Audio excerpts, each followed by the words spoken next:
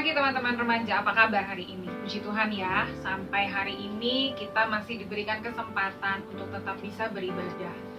Walaupun mungkin sebetulnya udah kayak kelamaan ya, ada di rumah, nggak bisa kumpul, nggak bisa ibadah bersama-sama. Tapi kita bersyukur karena Tuhan masih memberikan kepada kita kemewahan untuk tetap bisa melakukan ibadah kita setiap minggu. Masih ada orang-orang yang Tuhan izinkan untuk bisa membantu mempersiapkan ibadah kita. Baik, sebelum kita masuk di dalam pembacaan firman Tuhan dan merenungkan sebagian kecil dari pemberitaan firman Tuhan ini, kita sama-sama mau berdoa dulu. Mari kita satu di dalam doa. Bapa di dalam surga, pada pagi hari ini kami bersyukur karena Tuhan begitu baik dan memperhatikan kami. Terima kasih karena Tuhan memberikan kembali lagi kepada kami kesempatan untuk bisa menikmati ibadah online kami. Tuhan, kami mau belajar tentang bagaimana Tuhan memilih anak muda untuk menjadi pelayan-Mu. Tolong Bapa di surga agar apa yang hamba-Mu ini sampaikan boleh menjadi sesuatu yang menguatkan teman-teman remaja yang mendengarkan. Dan Tuhan berkenan mengurapi hamba-Mu ini sehingga apa yang hamba sampaikan adalah isi hati Tuhan sendiri, sehingga kami semua boleh mengalami perubahan. Terima kasih atas segala kebaikan-Mu Bapa, di dalam Tuhan kami Yesus Kristus kami sudah berdoa dan mengucap syukur. Amin. Teman-teman remaja, pagi hari ini tema yang diberikan kepada saya judulnya Physical Me. Kembali lagi ya, kayaknya malah lagi keren banget kalau misalnya judul atau tema itu pakai bahasa Inggris. Lalu apa sih yang kita mau belajar dari si Physical Me ini? Kita mau mulai dari membaca dulu satu bagian Alkitab dari 1 Samuel 16. Kita akan baca dari ayat 1 sampai 13. Saya bacakan untuk teman-teman remaja ya. Perikopnya diberi judul Daud diurapi menjadi raja. Berfirmanlah Tuhan kepada Samuel, berapa lama lagi engkau berduka cita karena Saul? Bukankah ia telah kutolak sebagai raja atas Israel? Isilah tabung tandukmu dengan minyak dan pergilah. Aku mengutus engkau kepada Isai orang Bethlehem itu, sebab di antara anak-anaknya telah kupilih seorang raja bagiku. Tetapi Samuel berkata, bagaimana mungkin aku pergi? Jika Saul mendengarnya, ia akan membunuh aku. Firman Tuhan, bawalah seekor lembu muda dan katakan, aku datang untuk mempersembahkan korban kepada Tuhan. Kemudian undanglah Isai ke upacara pengorbanan itu, lalu aku akan memberitahukan kepadamu apa yang harus kau perbuat. Urapilah bagiku orang yang akan kusebut kepadamu. Samuel berbuat seperti yang difirmankan Tuhan dan tibalah ia di kota Bethlehem. Para tua-tua di kota itu datang mendapatkannya dengan gemetar dan berkata, adakah kedatanganmu ini membawa selamat? Jawabnya, ya benar, aku datang untuk mempersembahkan korban kepada Tuhan. Kuduskanlah dirimu dan datanglah dengan daku ke upacara pengorbanan ini. Kemudian ia menguduskan Isai dan anak-anaknya yang laki-laki dan mengundang mereka ke upacara pengorbanan itu. Ketika mereka itu masuk, dan Samuel melihat Eliab, lalu pikirnya, sungguh di hadapan Tuhan sekarang berdiri yang diurapinya. Tapi berfirmanlah Tuhan kepada Samuel, janganlah pandang parasnya atau perawakannya yang tinggi, sebab aku telah menolaknya, bukan yang dilihat manusia yang dilihat Allah, manusia melihat apa yang di depan mata, tetapi Tuhan melihat hati. Lalu Isai memanggil Abinadab dan menyuruhnya lewat di depan Samuel. Tetapi Samuel berkata, orang ini pun tidak dipilih Tuhan. Kemudian Isai menyuruh Syama lewat, tapi Samuel berkata, orang ini pun tidak dipilih Tuhan.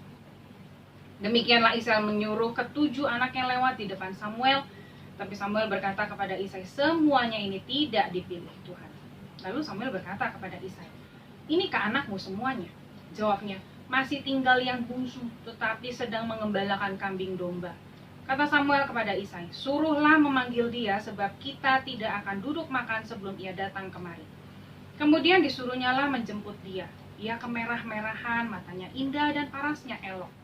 Lalu Tuhan berfirman, bangkitlah, urapilah dia sebab inilah dia. Samuel mengambil tabung tanduk yang berisi minyak itu dan mengurapi Daud di tengah-tengah saudara-saudaranya. Sejak hari itu dan seterusnya berkuasalah roh Tuhan atas Daud. Lalu berangkatlah Samuel menuju Rama. Terpujilah nama Tuhan. Kita bersyukur untuk firman yang boleh kita baca. Hari kita bicara tentang Daud yang diurapi menjadi raja. Terus apa hubungannya dengan physical me? Kita mau belajar dulu tentang physical me-nya. Nah, di slide ini saya mau tunjukin pengertian tentang pubertas. Teman-teman remaja biasanya sudah mengalami masa pubertas. Masa pubertas adalah masa ketika seorang anak mengalami perubahan fisik, psikis, dan pematangan fungsi seksual. Ini disumber dari Wikipedia. Perubahan tersebut terjadi akibat mulai bekerjanya kelenjar pituitari yang bertugas mengatur hormon-hormon. Nah, masa pubertas biasanya untuk anak laki-laki itu berlangsung di antara usia 10 sampai 16 tahun dan anak-anak perempuan dari usia 8 sampai 15 tahun. Tanda-tanda puber yang paling jelas kalau anak-anak cowok itu biasanya sudah bisa memproduksi sperma dan kemudian ditandai dengan mimpi basah. Teman-teman yang perempuan, masa pubertas ditandai dengan menstruasi. Nah, perubahan secara fisik itu juga ternyata mempengaruhi perubahan secara emosi. Di slide ini saya tunjukkan perubahan pada jiwa yang sedang mengalami pubertas. Biasanya teman-teman yang mengalami masa pubertas itu emosinya tidak stabil, mudah tersinggung, marah, mencari kasih sayang dari orang terdekat, suka baper, tapi juga suka caper, cari perhatian. Terus punya rasa ingin tahu yang besar, nanya mulu. Kenapa nanya mulu? Karena caper, perlu diperhatiin. Lalu mulai mencari jati diri. Udah nggak lagi mau dibilang anak-anak, tapi belum bisa jadi orang dewasa. Mulai naksir, tertarik sama lawan jenis. Biasanya tuh udah mulai naksir, terus udah gitu kalau zaman sekarang udah mulai tuh ada kata pacar-pacar gitu ya. Nah, yang berikutnya adalah tidak ingin bergantung pada orang tua. Udah mulai pengen menunjukkan aku juga bisa kok, kepengen diakuin jadi orang dewasa, padahal masih belum. Apalagi kalau misalnya dari usia 12 gitu ya, kan itu sebenarnya baru meninggalkan masa anak-anaknya, baru mau menjadi pemuda, tapi berasa udah kayaknya gue udah bisa dia sendiri gitu. Nah itu biasanya anak-anak remaja kayak gitu. Satu hal yang sering kali kita lupakan adalah ketika kita sibuk dengan perubahan fisik, kita sibuk dengan perubahan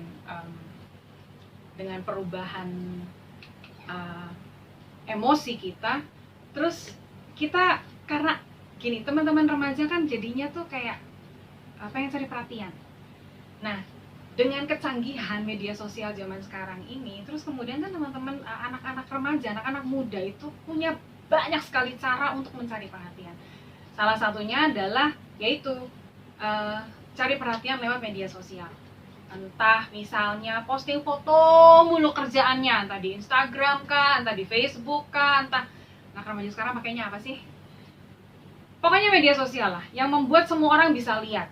Terus karena dia sedang berusaha untuk mencari perhatian, jadi agak-agak kayak fakir like. Berharap setiap foto yang dimasukin di Instagram, di Facebook itu banyak yang nge-like. Terus kalau yang nge-like dikit kayaknya ngerasa kayak, aduh kayaknya kok gue kurang keren gitu ya.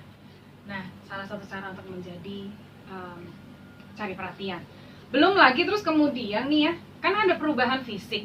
Nah, biasanya tuh nanti anak-anak laki-laki itu tiba-tiba mereka merasa jadi tinggi gitu. Tadinya kayak masih anak-anak banget, tiba-tiba jadi tinggi gitu.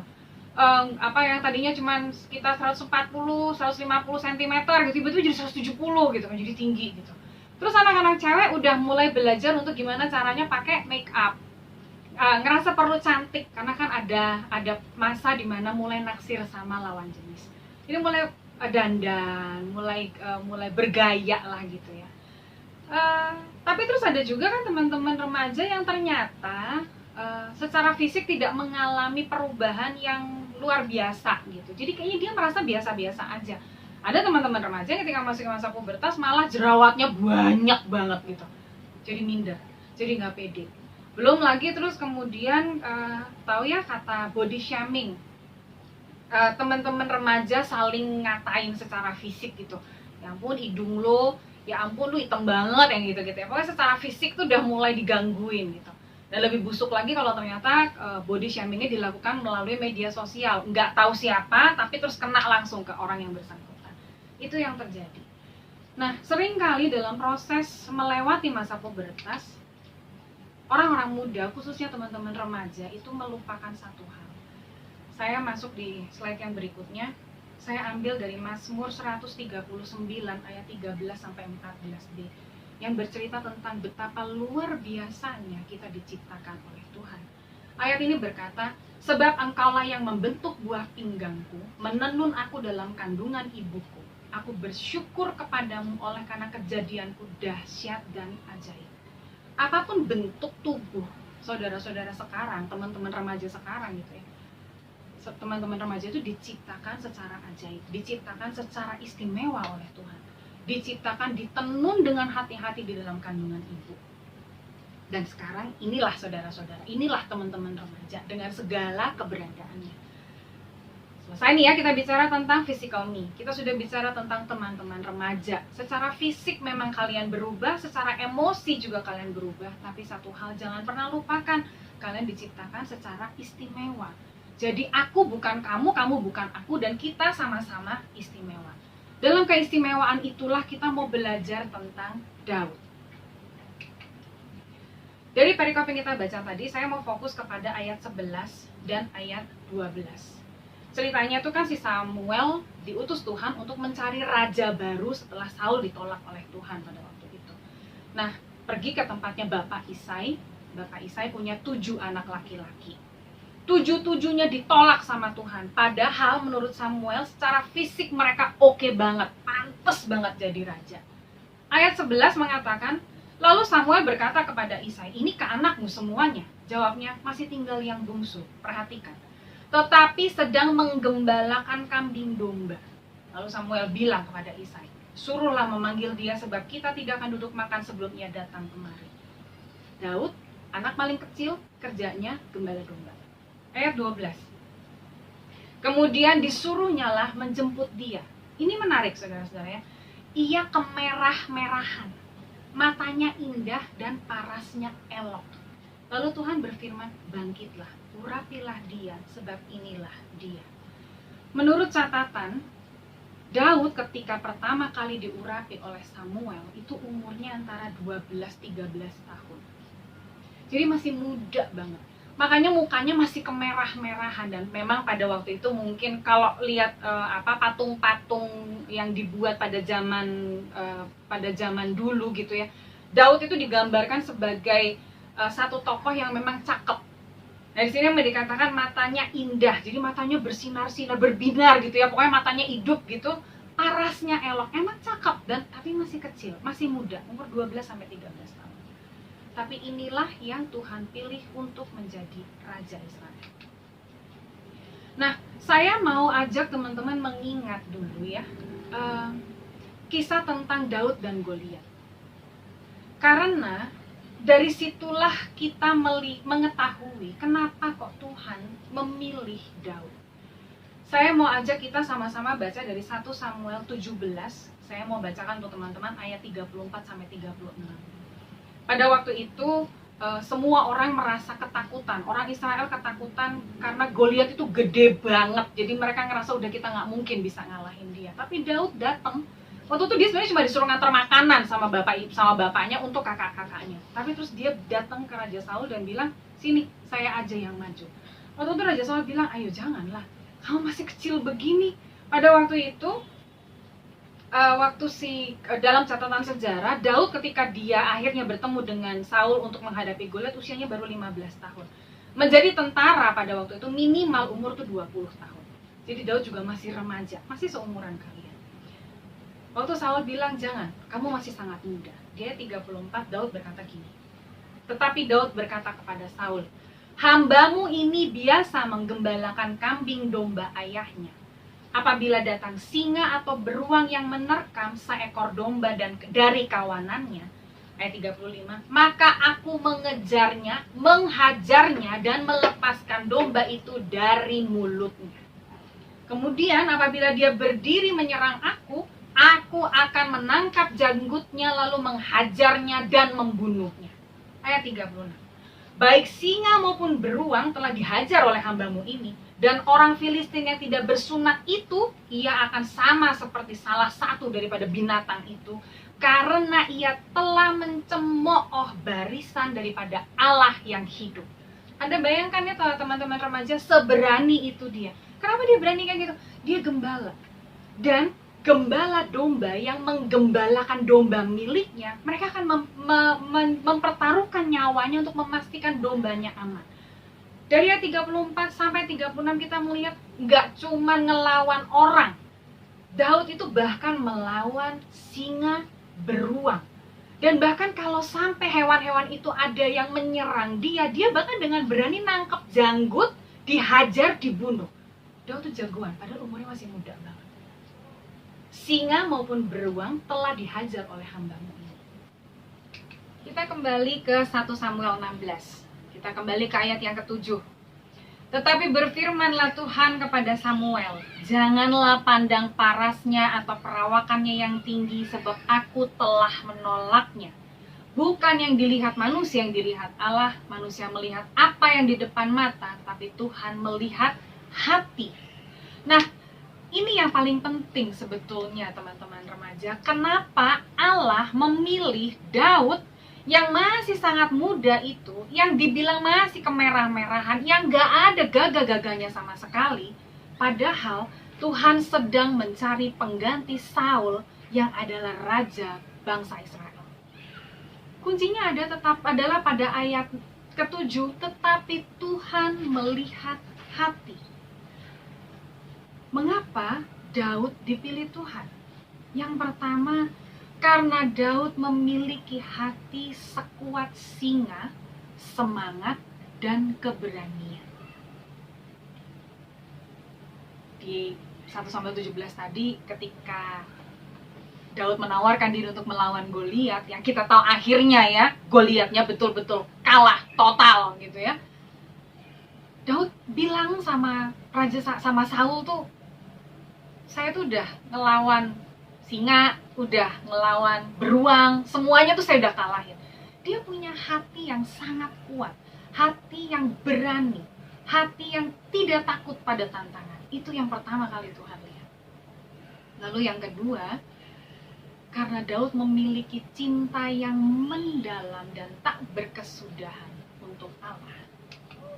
Tadi di ayat yang ke-36 dari 1 Samuel 17 ayat 36, dikatakan di situ bahwa dan orang Filistin yang tidak bersunat itu, ia akan sama seperti salah satu daripada binatang itu, karena ia telah mencemooh barisan daripada Allah yang hidup. Daud gak bisa terima ketika orang Israel dilecehkan. Dia lebih gak bisa terima lagi ketika Allahnya orang Israel dicemooh, dipermainkan. Jadi yang pertama yang Tuhan lihat adalah hati Daud yang sangat pemberani, hati Daud yang rela berkorban, hati Daud yang tidak takut menghadapi tantangan. Dan yang kedua adalah karena Daud sangat mencintai Allah yang hidup. Daud yang masih sangat muda itu bisa dipilih oleh Tuhan untuk menjadi raja sebuah bangsa yang besar, sekalipun secara fisik dia sebetulnya tidak masuk hitungan.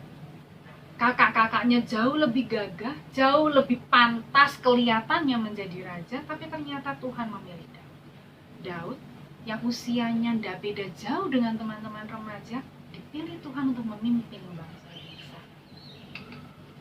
Lalu bagaimana remaja Kristen bisa menjadi mutiara yang berkilau sama kayak Daud, supaya bisa dipilih sama Allah juga? Apakah terus harus kelihatan cantik? Apakah terus harus kelihatan keren? Apakah bodinya, fisiknya harus kelihatan kayak binaragawan? Atau yang cewek-cewek harus kelihatan kulitnya mulus banget gitu kayak permukaan piring? Atau apa? Gimana caranya supaya remaja Kristen bisa menjadi mutiara yang berkilau, tapi bisa dipilih oleh Allah? Yang pertama, tadi di depan kita sudah bahas ya, teman-teman remaja itu dalam masa pubertas biasanya membutuhkan perhatian. Selain baperan, suka caperan juga. Selain suka kebawa perasaan, suka cari perhatian. Nah, tadi saya juga sudah sampaikan bahwa media sosial membuat teman-teman remaja jadi punya tempat sebetulnya untuk menyatakan dirinya, untuk mencari perhatian dalam tanda kutip. Tapi apakah memang seperti itu? Hal yang pertama, kalau mau jadi mutiara di hadapan Allah, menjadi populer karena kualitas. Popularitas karena kualitas. Ayatnya dari 1 Timotius 4 ayat 12, ini ayat kuncian ya teman-teman remaja. Jangan seorang pun menganggap engkau rendah karena engkau muda. Jadilah teladan bagi orang-orang percaya dalam perkataanmu, dalam tingkah lakumu, dalam kasihmu, dalam kesetiaanmu, dan dalam kesucianmu. Populer karena kualitas. Jadi teladan. Cara ngomong, perilaku, cara memperlakukan teman, cara menghormati orang yang lebih tua, bagaimana kita menyenangkan orang lain, menjadi teladan. Dan tidak ada kata terlalu muda untuk menjadi teladan. Nah, kalau mau jadi remaja yang berkilau, menjaga kekudusan itu harus menjadi gaya hidup. Itu salah satu yang menjadi contoh yang menjadikan seorang remaja Kristen menjadi teladan. Zaman sekarang menjaga kekudusan itu bukan perkara mudah, bukan tidak mungkin, tapi memang tidak mudah.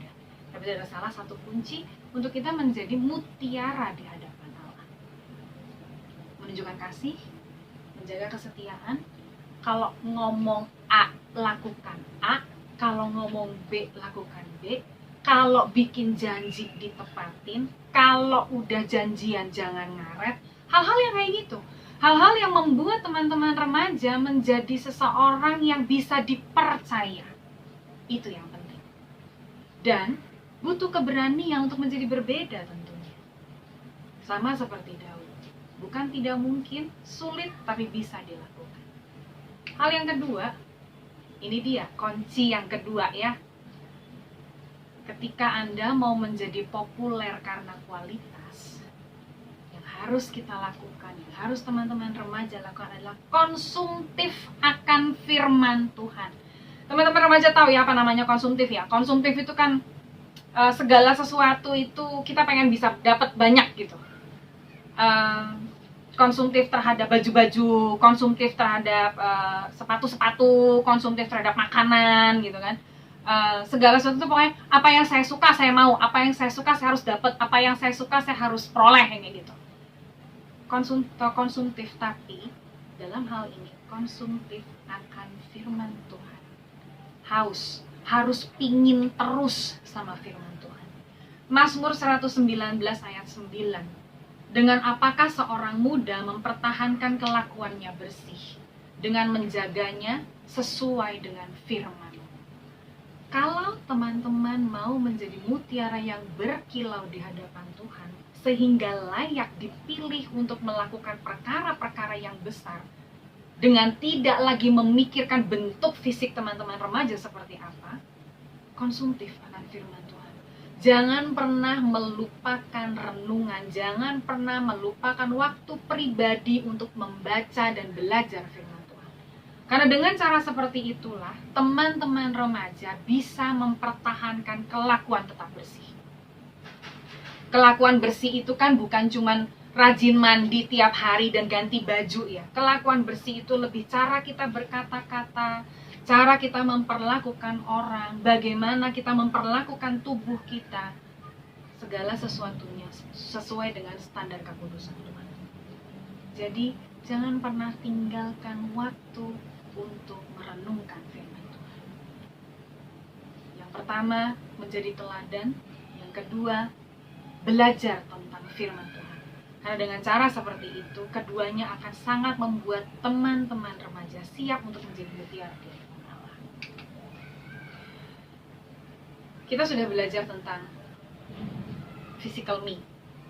Kita bicara tentang perubahan fisik yang terjadi pada teman-teman remaja pada saat mengalami masa pubertas.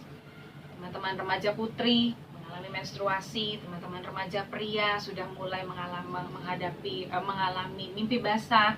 Secara fisik juga ada yang sudah mulai keluar kumis ya, teman-teman cowok gitu. Terus teman-teman cewek juga sudah mulai berubah fisiknya. Lalu kemudian dengan berubahnya fisik terjadi juga perubahan emosi. Salah satunya kemudian yang menjadi sangat menonjol adalah cari perhatian. Kita juga belajar tentang Daud. Sekalipun dia masih muda, tapi Tuhan memilih dia untuk menjadi raja bagi bangsa Israel. Dua hal yang dimiliki oleh Daud, satu, hati yang berani seperti singa, yang kedua, hati yang teramat sangat mencintai Tuhan. Kalau teman-teman remaja mau menjadi mutiara di hadapan Allah, dua hal tersebut harus dimiliki. Oleh karena itu, yang pertama, harus bisa menjadi populer karena kualitas, menjadi teladan dimanapun teman-teman remaja ditempatkan. Yang kedua, jangan pernah tinggalkan waktu bersama Tuhan, belajar firman Tuhan setiap hari, karena dengan cara seperti itu teman-teman remaja bisa menjaga kelakuannya tetap bersih, dan kelakuan yang tetap bersih itu akan membuat teman-teman remaja bisa menjadi teladan. Ingat ya saudara-saudara, Daud dipilih Tuhan karena memang dia memiliki hati sekuat singa, semangat keberanian, dan juga memiliki cinta yang mendalam dan tak berkesudahan untuk Tuhan. Remaja boleh gaul, boleh gaya, tapi jangan pernah lupa tetap memegang prinsip kebenaran untuk bisa menjadi mutiara di hadapan Allah.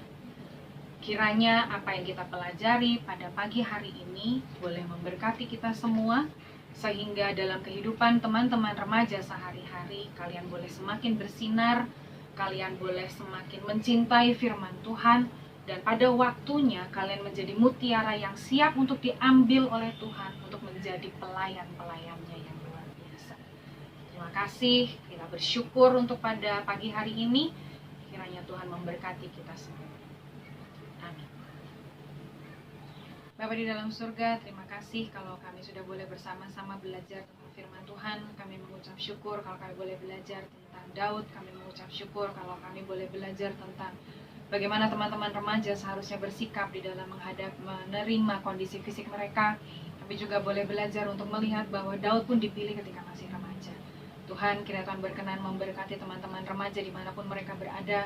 Berikanlah mereka kesabaran, berikan mereka tetap sukacita dan damai sejahtera dalam menghadapi masa-masa sulit ini, sehingga mereka terus boleh mempersiapkan diri untuk menikmati kasih Tuhan, mempersiapkan diri untuk boleh nantinya menjadi mutiara yang indah di hadapan Tuhan, agar mereka boleh dipakai untuk melayani Tuhan. Yang mengucap syukur untuk segala kebaikan-Mu Bapa. Hamba sudah selesai berbicara, kiranya Tuhan saja mempenteraikan firman ini ke dalam hati teman-teman remaja. Di dalam Tuhan kami Yesus Kristus, kami sudah berdoa dan mengucap syukur. Amin.